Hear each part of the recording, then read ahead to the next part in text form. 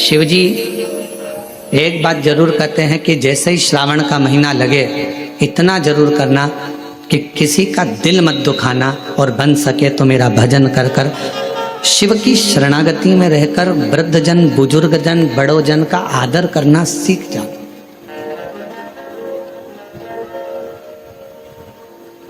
कुछ श्रेष्ठ कर्म हम अपनी जिंदगी में अगर करेंगे, कुछ श्रेष्ठ कार्य अगर हम अपनी जिंदगी में करेंगे तो वो हमारे लिए इस जन्म के लिए भी, अगले जन्म के लिए भी, सर्व जन्म के लिए कार्य है। और उसमें से एक है भगवान शिव की विरल भक्ति, उसमें से एक है भगवान का भजन। और मैंने तेरे ही भरोसे बाबा, तेरे ही भरोसे हवा बिच उड़ती जागी बाबा, डोर हथों छड़ी नाम कटी जागी। भोले मैं तेरी पतंग, शंभू मैं तेरी पतंग, हवा बिच उड़ती जावांगी बाबा, डोर छड़ी नाम कटी जागी। भोले मैं तेरी पतंग, शंभू मैं तेरी पतंग। शिव कथा कर रही है। हम अपने जीवन को कुछ श्रेष्ठता से, हम अपने जीवन को कुछ अच्छी तरह से जीने का प्रयास करें। मंदिर जाओ, शिवालय जाओ, शंकर जी की अविरल भक्ति को धारण करो, भजन करो, पर बिना दिखावे के। हमारी पूजन को कौन देख रहा है इससे मतलब नहीं होना चाहिए। हमारे भजन को कौन सुन रहा है। एक बार मीराबाई भगवान गिरधर गोपाल की अविरल भक्ति करने वाली माँ मीराबाई भजन गा रही थी और वहीं से तानसेन निकल कर जा रहे थे। तानसेन ने मीराबाई का भजन सुना,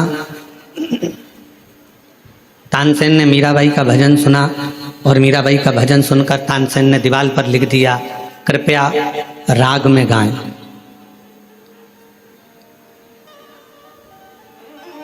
अब तानसेन बहुत बड़ा संगीतकार,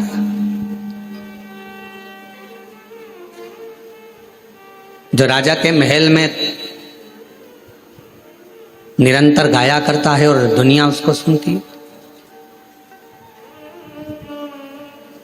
तानसेन ने दीवार पर लिख दिया, कृपया राग में गाएं। मीराबाई थोड़ी देर बाद वहां से जाने लगी और उसने पढ़ा कि ये लिखा किसने है। तो कहा जो अकबर के दरबार में गाता है वो तानसेन, जिसको दुनिया मानती है, जिसकी गायकी को दुनिया जानती है, जिसकी गायकी को दुनिया जानती है, वो तानसेन ने लिखा है मीराबाई तुम्हारे लिए कि कृपया राग में गाएं। मीराबाई ने कलम उठाई, जहां राग लिखा था उसके आगे अनु लिख दिया। अब कौन सा शब्द हो गया? अनुराग। मीराबाई चली गई और मीराबाई जैसे ही गई थोड़ी देर बाद तानसेन निकल कर जा रहे थे तो तानसेन ने फिर देखा कि मैंने लिखा था कृपया राग में गाएं और अब इसमें अनु किसने जोड़ दिया। तो कहा मीराबाई यहाँ से आवाज़ बिल्कुल ठीक नहीं है, आवाज़ गूंज रही है, साथ में बिल्कुल आवाज़ खींच रही है। यहाँ लिखा किसने? तो कहा तानसेन निकल कर जा रहे थे और उन्होंने लिखा है कृपया।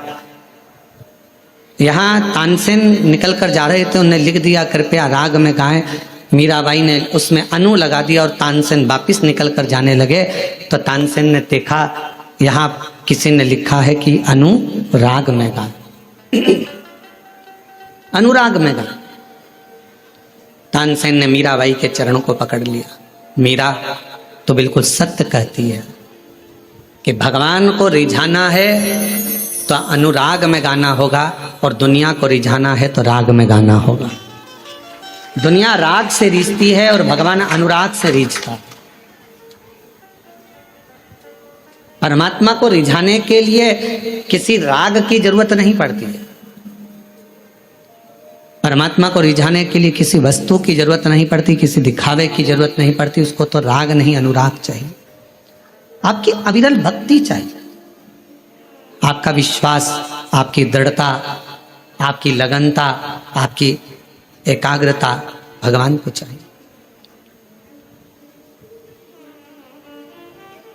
और जिसने भगवान को राग से नहीं अनुराग से निभाना,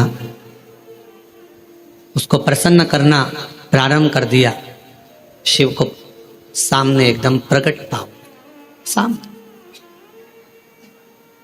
आज आप और हम सावन के महीने में जो बहुत बहुत एक लोगों का हुजूम देखते हैं, भीड़ देखते हैं, तो जितने भी भीड़ में लोग खड़े हैं उनको एक बात का स्मरण होना चाहिए कि आप उसके मंदिर में खड़े हो जिसको आडंबर पसंद नहीं। आप उसके शिवालय में खड़े हो जिसको दिखावा पसंद है। आप उसके सम्मुख में खड़े हो जिसको किसी वस्तु का मोह नहीं है। मोह होता तो सोने की लंका रावण को नहीं देते। मोह होता तो माता लक्ष्मी की मां ख्याति देवी भगवान शंकर के साथ लक्ष्मी जी का विवाह करना चाहती, पर भगवान शिव ने मना कर दिया कि मैं लक्ष्मी से विवाह नहीं करूंगा। कि मोह होता तो लक्ष्मी से विवाह होता। सोने का महल होता, मोह होता तो कुबेर को जो धन दिया वो सारा धन शिव का होता।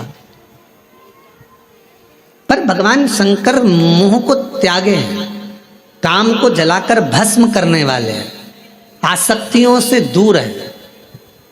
तृष्णा वासना ये सब मेरे शिव से बहुत दूर है, ये उनके पास है ही। और शायद इसीलिए शंकर की भक्ति करने वाले को सबसे पहले शंकर भगवान खूब परखते हैं।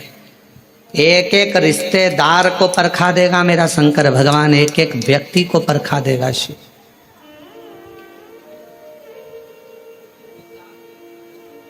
यदि आप शंकर जी की भक्ति कर रहे हो तो सारे रिश्तेदार को परखाएगा। अभी आप ये महाकाल भक्त मंडल कोरबा वालों से पूछना, इन्होंने सबके हाथ जोड़ लिए होंगे, भैया भैया भैया कुछ करो, भैया कुछ करो।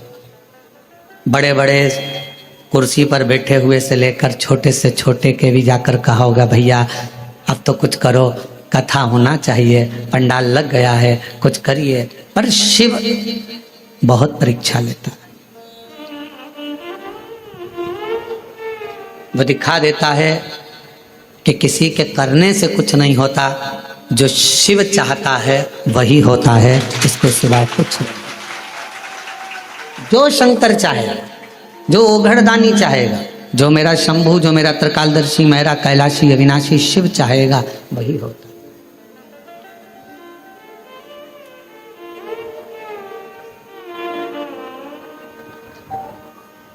लाख कोई बुरा चाहे तो क्या होता है, वही होता है जो मेरा महादेव महाकाल चाहता है, वो चाहेगा। एक एक को परखाता है मेरा शंकर भगवान, एक एक को पूरी की परीक्षा लेगा सब।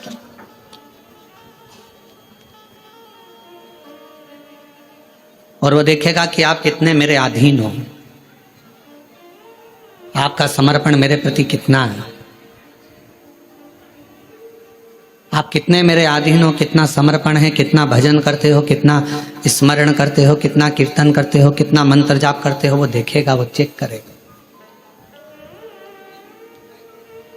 और कितनी सुंदर बात कही हमने पहले भी कथा में कही, आज फिर कोरबा के इस ऑनलाइन महापुराण कथा से सावन के महीने की सोमवारी पर फिर कहते हैं,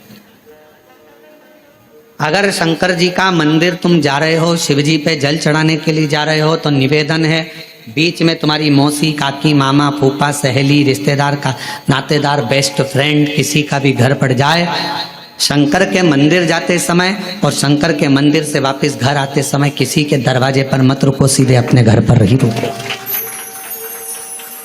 उसका कारण क्या है? आपको मालूम होगा कि ये सोमवार की सोमवार का दिन, सावन के महीने का सोमवार इतना प्रसिद्ध क्यों है? श्रावण के महीने के सोमवार का इतना महत्व क्यों होता है? उसका एक कारण है। सावन के सोमवार का इतना महत्व क्यों है? सारे सोमवार होते हैं, सारे श्रावण सोमवार का दिन होता है, सारे सोमवार मान्य होते हैं, पर सावन के सोमवार की इतनी महत्वता क्यों है? किस लिए? और शायद हमको लगता है कि जितने भी आस्था चैनल पर कथा सुन रहे हैं, जितने फेसबुक यूट्यूब पर कथा सुन रहे हैं, जितने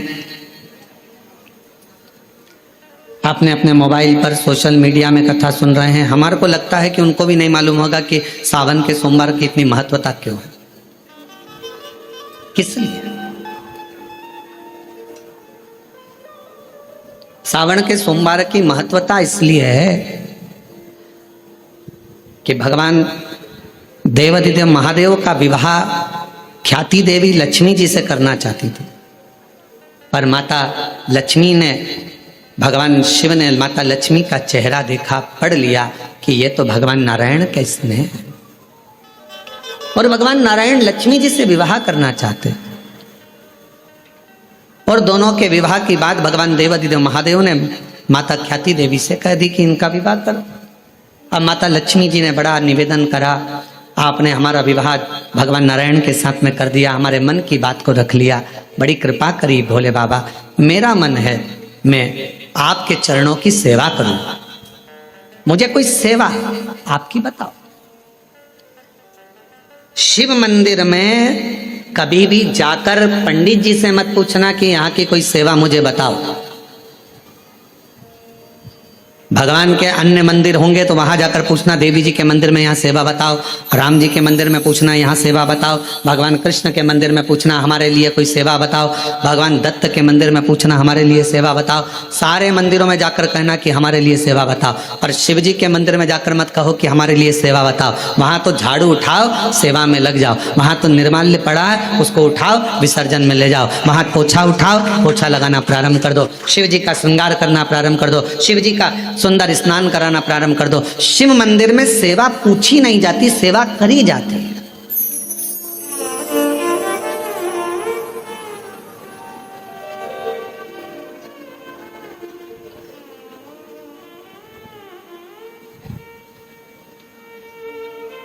वहां सेवा करना पड़ती है। एक राज सिंहासन पर बैठने पर, एक कुर्सी पर बैठने पर, एक पद पर बैठने पर आपका कर्तव्य है कि आप बीच राह में से निकल कर जा रहे हैं, राज्य में से निकल कर जा रहे हैं, कोई दुखी आपको दिख रहा है, कोई गलत कार्य हो रहा है, आप अच्छे सिंहासन पर बैठे हैं, पद पर बैठे हैं, कुर्सी पर बैठे हैं, प्रतिष्ठा में बैठे हैं, आपकी बात दुनिया मानती है, तो आप उस गलत चीज को, गलत काम को हटाकर कुछ अच्छा कर सकते हो। आपको करना है, आप सेवा के लिए तत्पर रहें।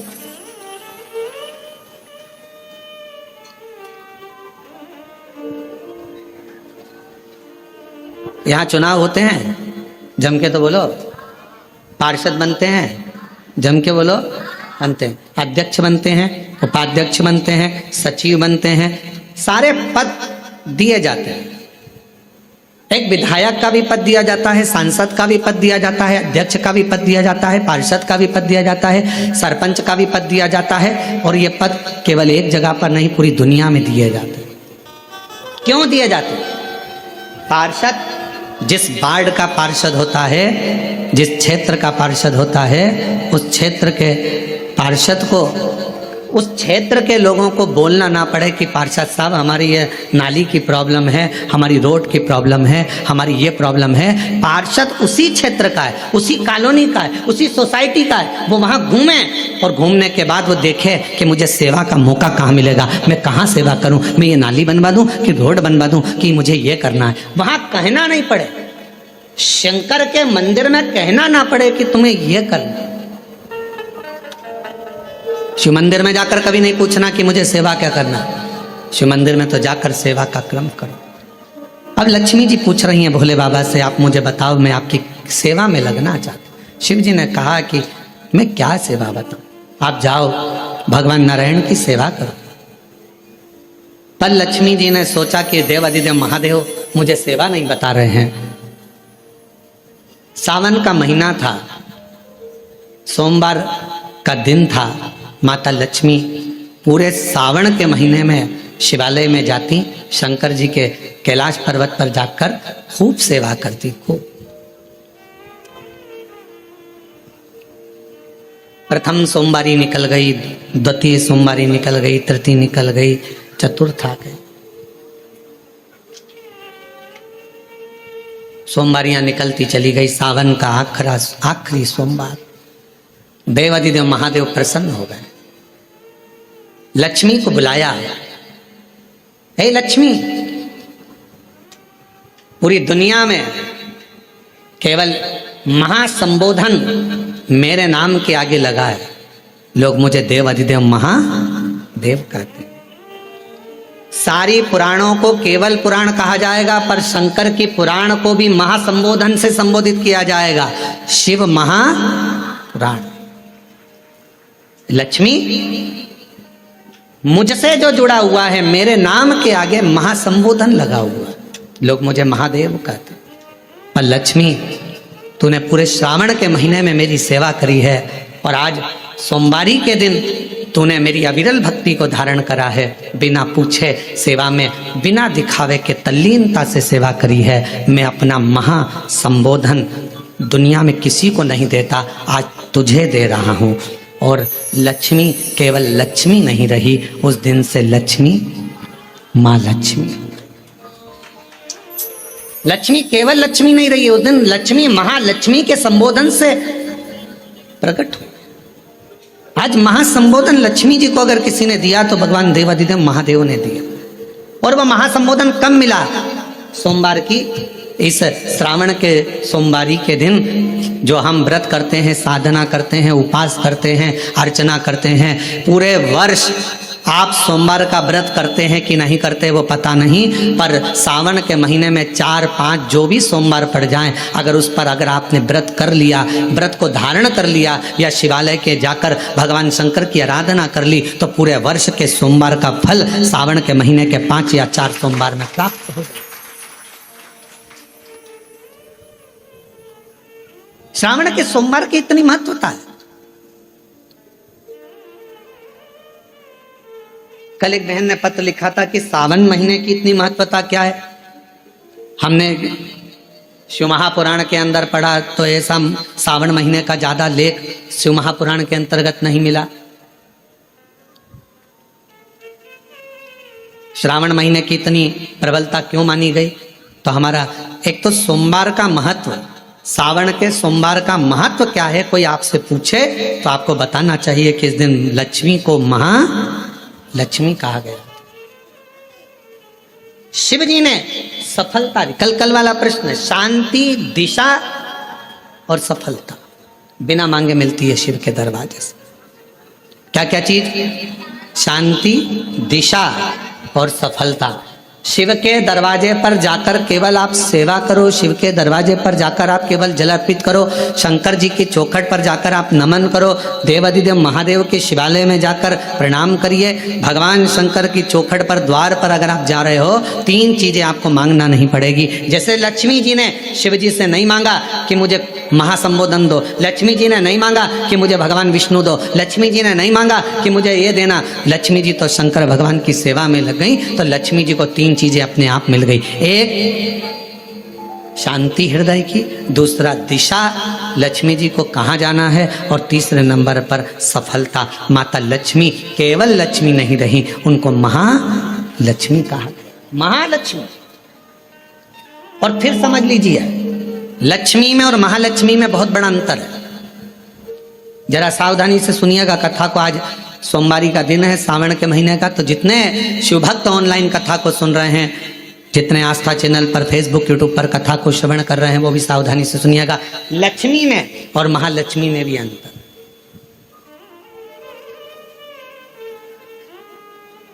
लक्ष्मी माँ आती हैं तो तुरंत चली जाती हैं।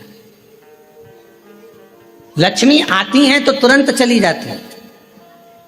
लक्ष्मी बहुत समय तक तिजोरी में, अलमारी में टिकती नहीं है। पर वही लक्ष्मी भगवान विष्णु जी के आदेश से, भगवान शंकर की कृपा से हमारे घर में आती हैं तो वो महालक्ष्मी कहलाती है। और महालक्ष्मी अपने घर को छोड़कर कभी नहीं जाती है, वो वहां सदा सदा रहती है। बोल बम का नारा है, श्री शिवाय। महालक्ष्मी हमारे घर में रहती है।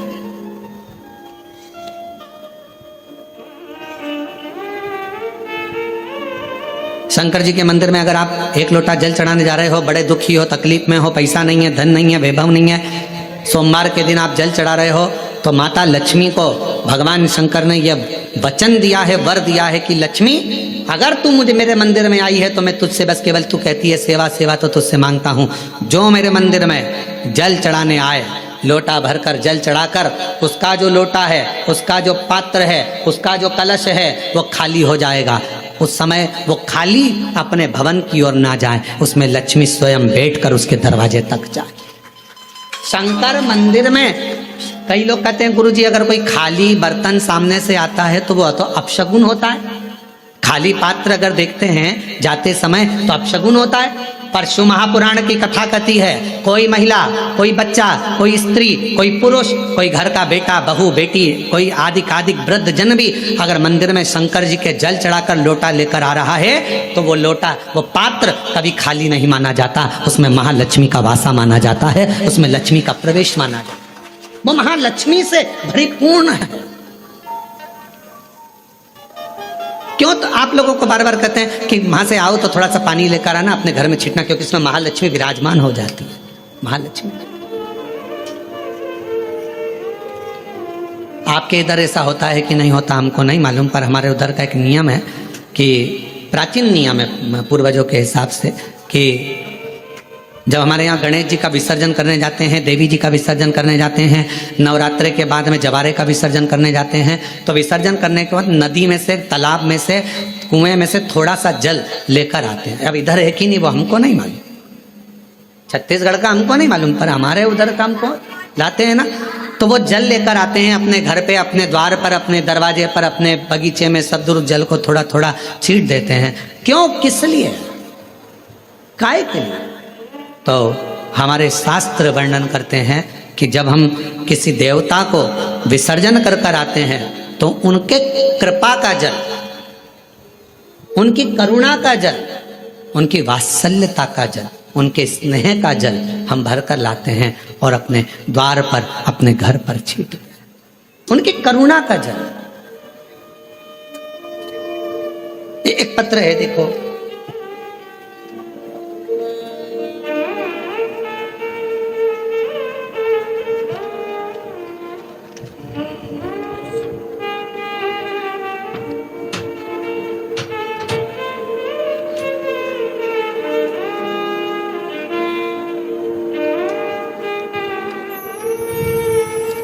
महाराज जी मेरा नाम शीला शर्मा है, कहीं बैठी हो तो हाथ हिला सकती हैं, शीला शर्मा। मेरे पति का नाम श्री ब्रह्मानंद शर्मा है। मैं गृहिणी हूँ और ग्रस्त जीवन के साथ पूजा पाठ मेरा अधिक रुचि रहती। पर गुरुदेव, मेरी 2 बेटी और 1 बेटा, मेरी दोनों बेटियां बड़ी और बेटा 21 वर्ष का हो गया था।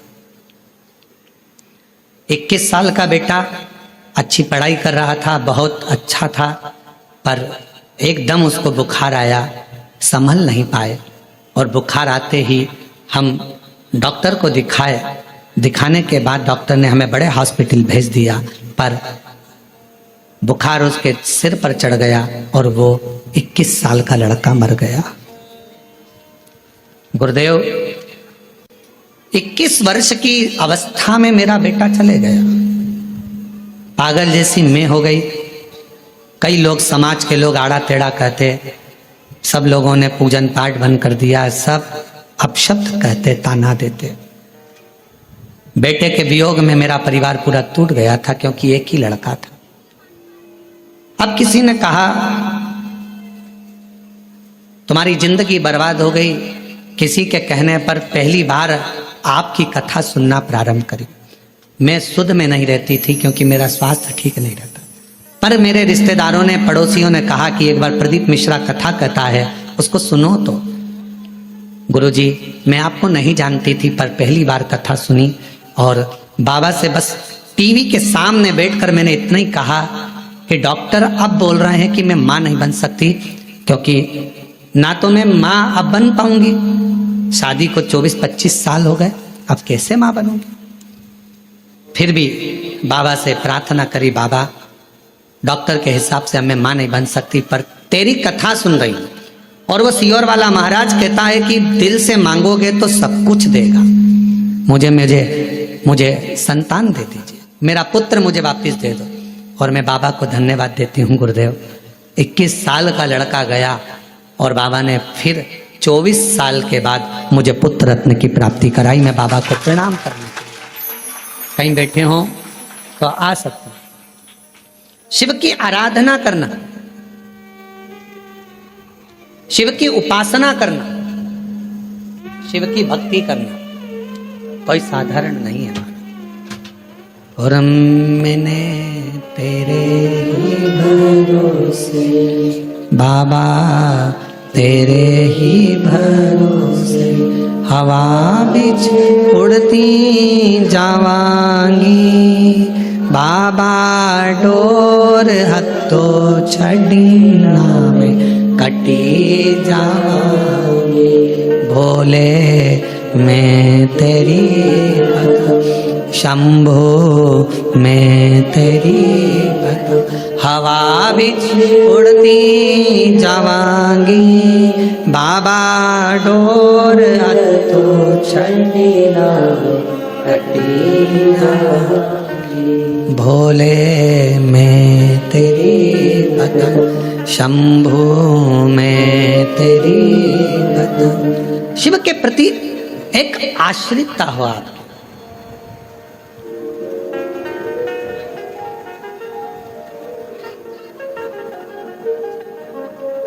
हमें अपने घर में केवल लक्ष्मी नहीं, हमें अपने घर में क्या बुलवाना है, महालक्ष्मी, जो टिके, रुके, रहे और जिनकी करुणा, जिनका आशीर्वाद, जिनकी कृपा की दृष्टि हम पर बनी रहे।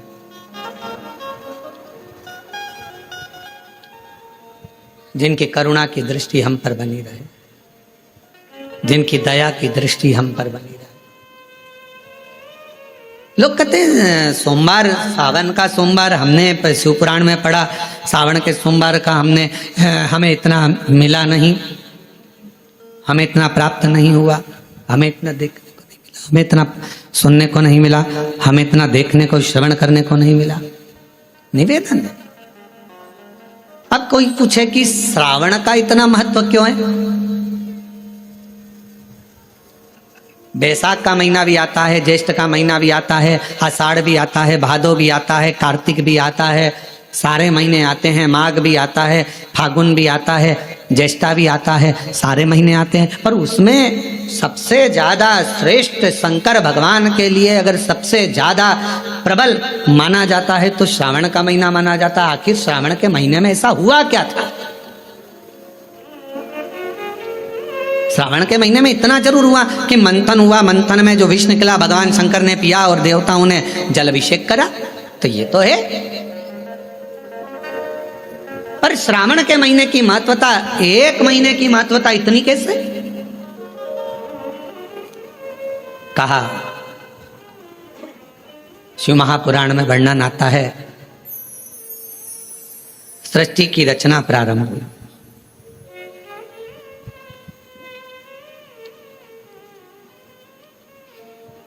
और सृष्टि की रचना में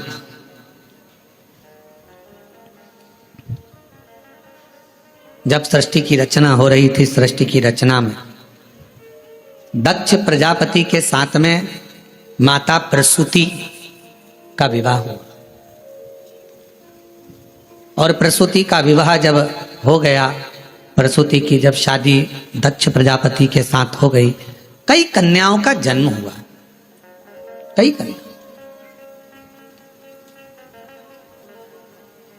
बेटों का भी जन्म हुआ, कन्याओं का भी जन्म हुआ।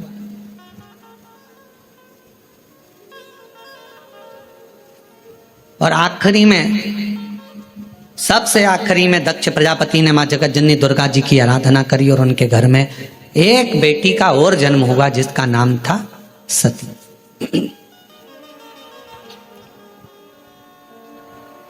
सती का विवाह हो गया शिव जी के साथ में। ये कथा तो आप और हम हर कथा में श्रवण करते हैं। सती जी का विवाह। अब विवाह होने के बाद में एक बार दक्ष प्रजापति ने सारे देवताओं को बुलाकर एक सभा रखी। उस सभा में इधर की साइड में भगवान नारायण बैठे हुए थे और इधर की ओर भगवान शिव बैठे हुए थे।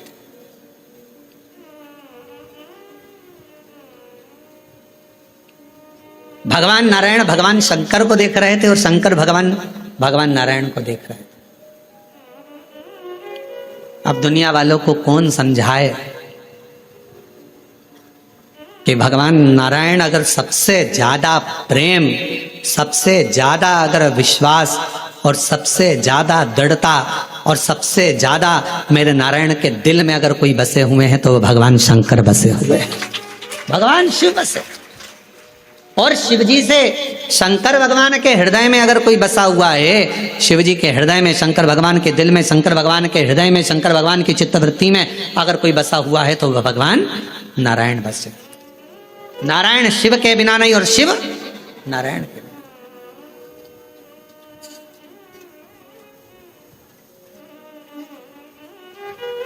कितनी बड़ी बात लिखी है शिव महापुराण के अंदर।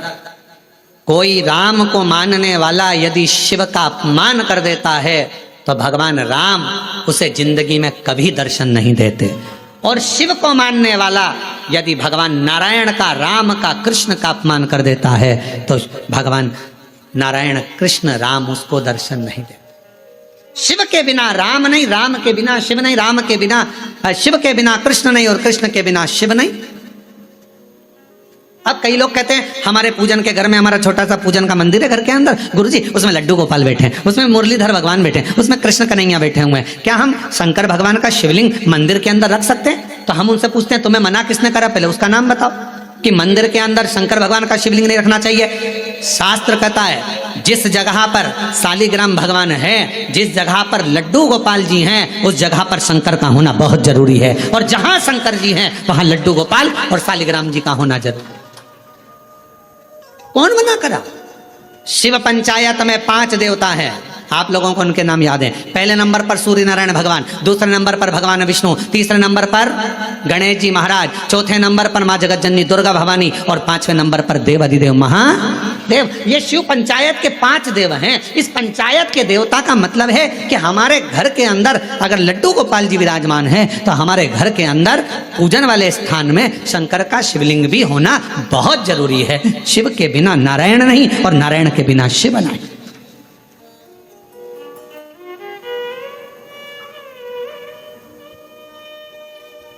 अभी श्रावण के महीने में हम रोज पाठ करते हैं। सुबह का समय पाठ करते हैं, फिर शाम के समय भी थोड़ा थोड़ा पाठ का जो सुबह पढ़ते हैं। तो आशीष जी बोले कि गुरुजी आप जो पाठ करते हैं उसमें से थोड़ा थोड़ा सा व्याख्यान सब जनमानस को मिले। तो अभी 2-4 बार से आप लोगों के पास आ भी रहा होगा पढ़ते हुए पाठ कि हम जो पढ़े वो आपके सामने हम उसको उंगली फेर कर बता देते हैं कि हमने शिव पुराण के इस पृष्ठ से ये बात को लेकर बोला, उसका स्मरण। और जो लोगों को वो नहीं मिलता हो तो हमारी सोशल मीडिया पर आकर जो हम पाठ करते हैं उस पाठ की उंगलियां चलते हुए पूरा पाठ करते हुए बताते हैं कि श्री शिवाय नमस्तुभ्यम का जल चढ़ाने का, जल पीने का, प्रसाद पाने का, शंकर जी का कौन सा शिवलिंग कब पूजना चाहिए, कौन से शिवलिंग का क्या अनुष्ठान हो सकता है, शंकर जी को क्या चढ़ाना चाहिए, वो सब उस पाठ में बता देते। और पूरे सावन के महीने में आपको मिलेगा। प्रयास करेंगे कि पूरे सावन के महीने में आपको वो पाठ का छोटा छोटा अंश आपके पास तक पहुंचे। और यदि आपके पास पहुंचता है तो आप भी दूसरे तक पहुंचाने का प्रयास। कम से कम सावन के महीने में लोग उस शिव महापुराण के अंश को पढ़ेंगे तो सही साथ स्मरण। शिव तत्व कह रहा है, भगवान शंकर का चरित्र कह रहा है कि नारायण के बिना भगवान शिव खाली हैं और शिव नारायण के बिना और नारायण शिव के बिना खाली, दोनों। बस इतना याद रखो, घर के अंदर जो शिवलिंग रहता है वो ज़्यादा बड़ा नहीं होना चाहिए। अपनी हथेली पर अपने हाथ को रखो, अंगूठे को ऊंचा करो।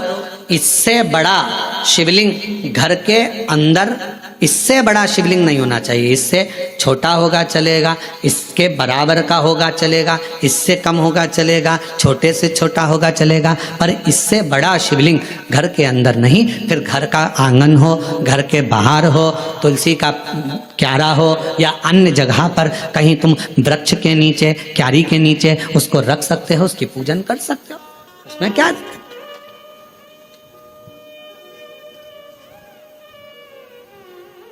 फिर उसको बाहर रखना पड़ेगा।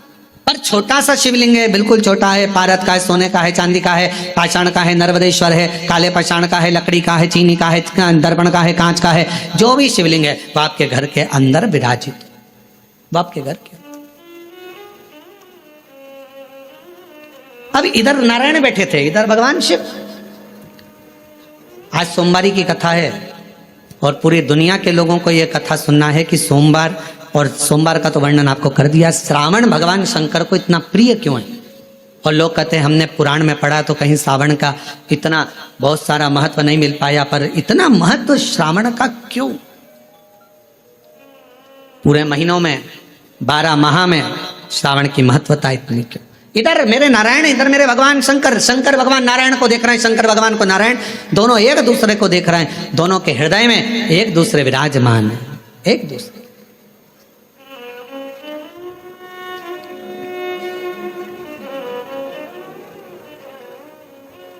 समय आया, दोनों शुद्ध में थे, दोनों शुद्ध।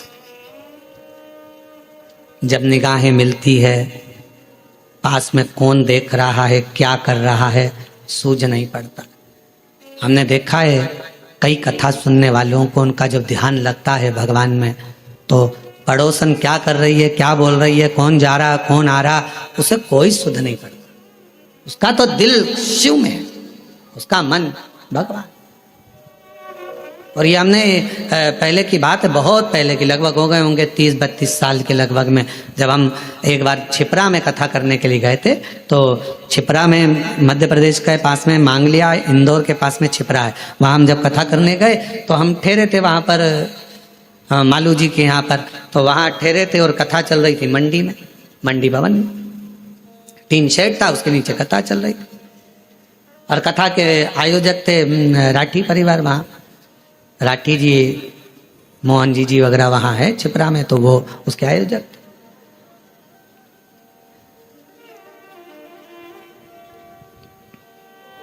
बेलपत्र देने का समय आया, एक जीजी आई, खड़ी हुई, और जो खड़ी हुई तो उसकी जो साड़ी में फाल लगी थी, ऐसी एक पट्टा लगा रहता है साड़ी के अंदर, वो फाल बाहर थी और साड़ी पूरी उल्टी थी। अब हमारे उसके चरण की साइड हमारा देखना हुआ, तो देखने में उसके सिर पर भी जो वो फाल थी, वो सिर के ऊपर ऐसा फाल का पट्टा था।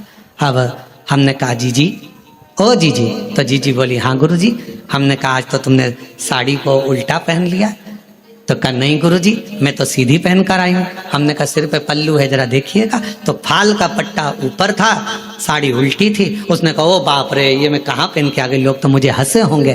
तो मैंने पूछा जीजी एक बात बताओ कि तुम ये साड़ी उल्टी पहन क्यों आई? तो कहा गुरुजी कथा के चक्कर में आगे बैठना था, इस चक्कर में मैंने कहा जल्दी पहनूं, जल्दी पहनूं, जल्दी पहनूं, और जल्दी के चक्कर में वो साड़ी उल्टी हो गई। हमने कहा जीजी आप चिंता मत करो, आज आप साड़ी का पल्लू उल्टा करी हो ना, मेरे देव अधिदेव महादेव जब तुम पर तकलीफ आएगी तुम उसके लिए उल्टा सीधा कैसा भी भजन करने के लिए अपनी सुध भुलाकर उस महादेव के लिए आई हो ना, एक ना एक दिन मेरा महादेव भी आपके लिए खड़ा मिलेगा। क्यों चिंता, क्यों विचार करना, क्यों सोचना कि हमने वो कई लोग क्या कहेंगे। हमने कहा आग लगे बस्ती में, अपन रहो मस्ती में।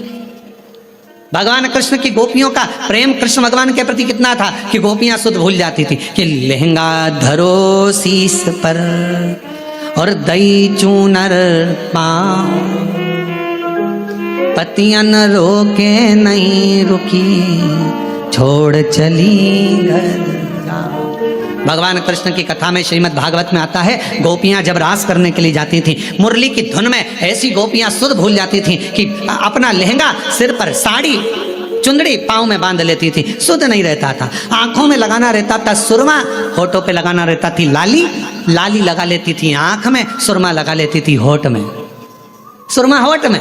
और किसी किसी के दांत लंबे और होठ काले, होठ काले और दांत लंबे, तो नैन लाल, बाल खुले, बिंदी बड़ी सारी, बहुत बड़ी बिंदी। तो गांव के लोग भी देखकर कहते, पता नहीं कहाँ की बहू आई है, सुध नहीं पड़ती है, इतना स्वरूप बनाकर ना जाने कहाँ जा रही है। तो एक बार खुद के पति मिल गए, पति ने कहा ऐसा रूप रखकर कहाँ जा रही है, तो कहा भगवान के साथ रास करने। तो भगवान के साथ रास करने जाएगी, तेरा रूप देखकर भगवान भाग जाएंगे। इतने में कहा नहीं नहीं नहीं, वो मुरली का धरने वाला है, वो बंसी बजाने वाला है, वो मेरे बाहर का रूप नहीं देखता, वो मेरे भीतर के रूप से मुझे पुकार लेता है, वो भीतर का देखता है, बाहर के रूप से परमात्मा कभी प्रसन्न नहीं हो। बाहर क्या देखे, बाहर का रूप तो दुनिया को भाता है, मेरे परमात्मा बाहर का कभी रूप नहीं देखते कि तुम्हारा चेहरा क्या बोल रहा है, तुम्हारे नेत्र क्या बोल रहे हैं, तुम कितने सुंदर हो, कितने कैसे हो, नाक कैसी है, दांत कैसा है, मुख कैसा है, श्रवण शक्ति कैसी है, कर्ण कैसे हैं, भुकुटियां कैसी है, ये दुनिया के लोग देखेंगे। मेरा महादेव, मेरा ठाकुर, मेरा गोपाला, मेरा कृष्णा ऐसी चीजें नहीं देखता। मेरा बाबा तो केवल तुम्हारे हृदय का भाव देखता है। निर्मल मन सो मोहि पावा, मोहि छल छिद्र कपट ना भावा। मुझे केवल तुम्हारा मन, शुद्ध भाव, शुद्ध चित्त चाहिए। श्रावण की महत्वता कितनी है, इधर नारायण, इधर भगवान शंकर, दोनों एक दूसरे को देख रहे हैं, दोनों की सुध नहीं है, दोनों की सुध।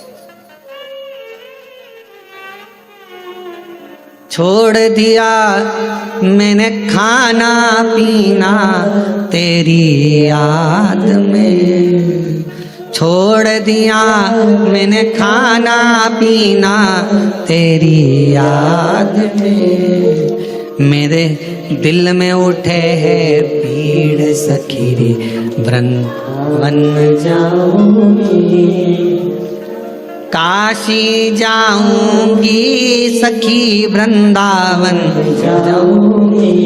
ये मन की पीड़ है, कोई कहे मुझे ब्रज जाना है, कोई कहे मुझे काशी जाना है, कोई कहे मुझे यहाँ जाना है, कोई कहे मुझे वहां जाना। ये भीतर की पीड़ा है, भीतर की पीड़ा, भीतर की।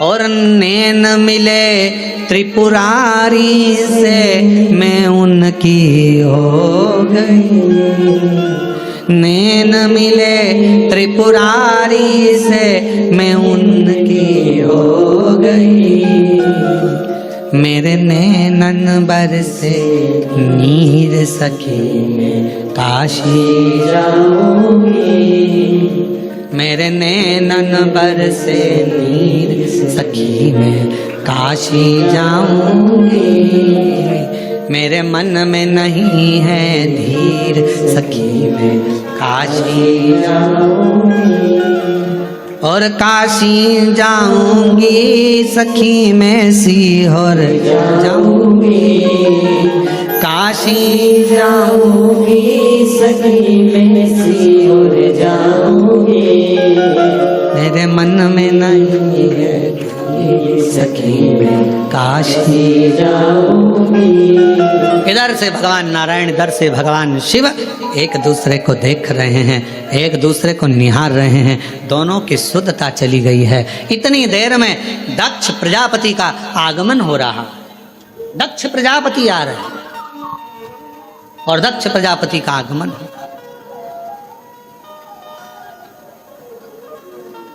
अब जरा विचार करना,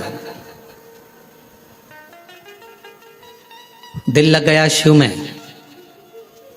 मन लग गया शंकर जी के मंदिर में। कई माताएं आज भी ऐसी हैं, छत्तीसगढ़ की बात कर रहा हूं मैं, बाहर की अन्य जगह का तो सुधे नहीं है, छत्तीसगढ़ में भी आज भी कई माताएं ऐसी हैं, मंदिर जाती है, सुबह से नहाई धोई, जल्दी से लोटा भरा, पास में मंदिर था, पहुंच गई। अब उसे ये भी नहीं मालूम कि मैं चप्पल पहनी कि नहीं पहनी, उसे ये भी नहीं मालूम मैं दरवाजा बंद करा ना करा।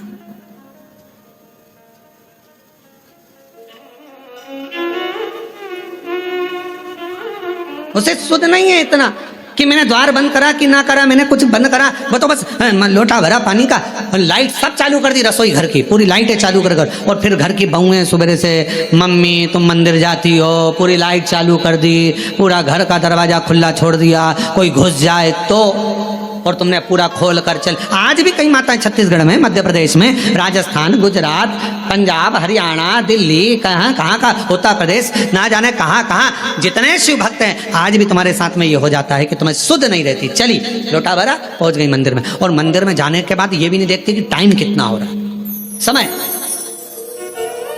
बस जल चढ़ाया, बैठी, श्री शिवाय नमस्तुभ्यं, श्री शिवाय नमस्तुभ्यं, श्री शिवाय नमस्तुभ्यं, श्री शिवाय। सुध नहीं, एक पत्र है, अच्छा है, देखिए।